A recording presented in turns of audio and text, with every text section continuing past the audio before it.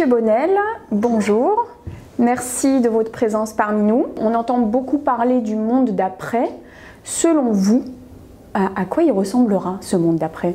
Je crois que beaucoup de gens essayent de décrire le monde d'après alors qu'on ne le connaît pas. Par contre, ce qu'on peut prévoir, c'est qu'il ne sera pas comme le monde d'avant. Et c'est pas juste une boutade.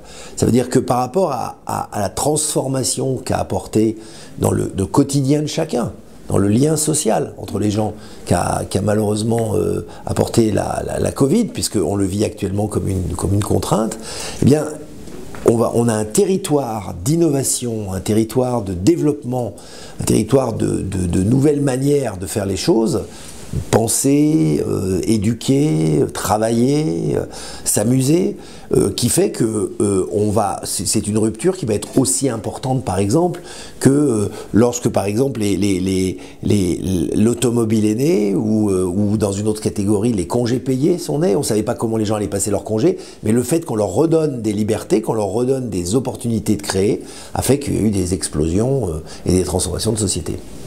Est-ce que pour vous, ce monde d'après, c'est forcément synonyme de fin du capitalisme, par exemple? Non, c'est pas du tout synonyme de fin du capitalisme. Ce monde d'après, c'est simplement une évolution. Jusqu'à maintenant, on était dans une prise de conscience assez légère des impacts sociaux et environnementaux des actions qu'on menait au nom de, entre guillemets, le profit ou d'une façon générale l'économique. Donc moi, c'est ce que j'appelle le capitalisme maximisé. On maximisait l'exploitation des ressources, on maximisait l'exploitation des gens, on maximisait la consommation. Là, on va vers un capitalisme qui va être beaucoup plus optimisé. C'est-à-dire qu'on va essayer de trouver où s'arrêter dans le partage de la valeur, dans imposer des produits nouveaux inutiles, dans l'exploitation ou justement la relation au travail avec ses employés ou ses collègues.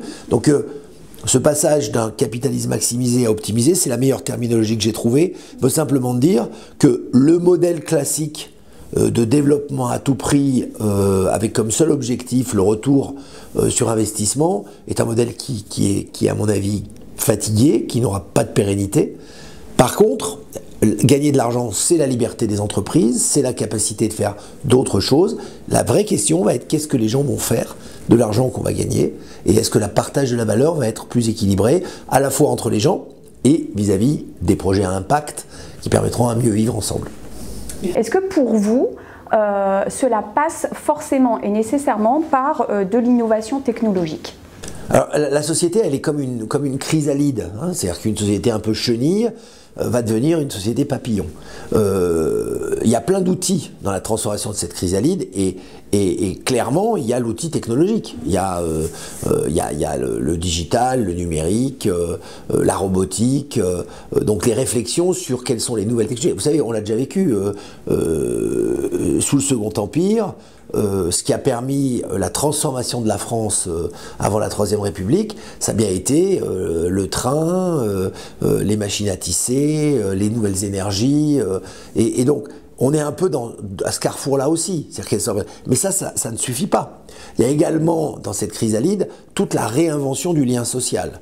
Et je pense que si on fait de la technologie pour la technologie sans intégrer une nouvelle harmonie sociale, on va à un clash, c'est sûr. On va vers justement les dérives qu'on a vues dans des romans ou dans des descriptions du 19e siècle, qui étaient qu'on surexploitait les gens, la variable d'ajustement c'était l'emploi, il y avait d'un côté les patrons et de l'autre côté les ouvriers. Ça a amené la révolution de 17, ça a amené les luttes syndicales qu'on a connues de partout dans le monde. Donc je crois que on ne peut pas dissocier technologie et réinvention du lien social. Est-ce que selon vous, dans ce monde d'après, il y a une place pour l'écologie?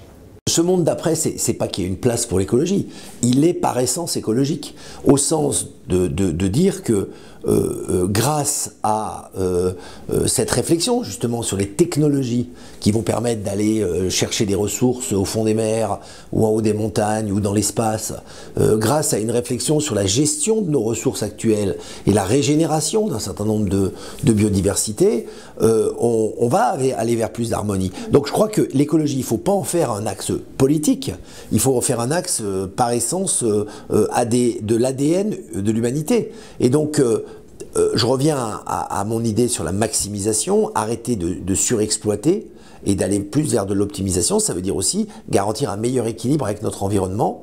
Donc le respect de l'autre, qui fait partie du lien social, va avec le respect de la nature.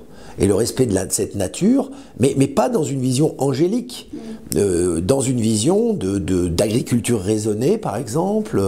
Donc il n'est pas du tout question de juste laisser la nature faire. S'il n'y avait pas d'agriculteurs qui savaient gérer la production, ça ne marcherait pas. Si on laissait les vaches courir dans la forêt, elles mourraient certainement et on n'aurait pas la production de lait. Mais c'est l'agriculture raisonnée, c'est également l'harmonie dans les villes, au niveau de la végétalisation, mais qui ne doit pas aller au détriment de la croissance des villes. Donc là, il y a un équilibre, encore une fois. Finalement, l'écologie, c'est une espèce d'équilibre entre l'action que l'homme peut avoir sur l'environnement, en conscience, en pleine conscience du respect qu'il doit avoir sur cet environnement en même temps. Merci beaucoup, Monsieur Bonnel. Quant à vous, j'aurai le plaisir de vous retrouver pour une prochaine interview. Merci.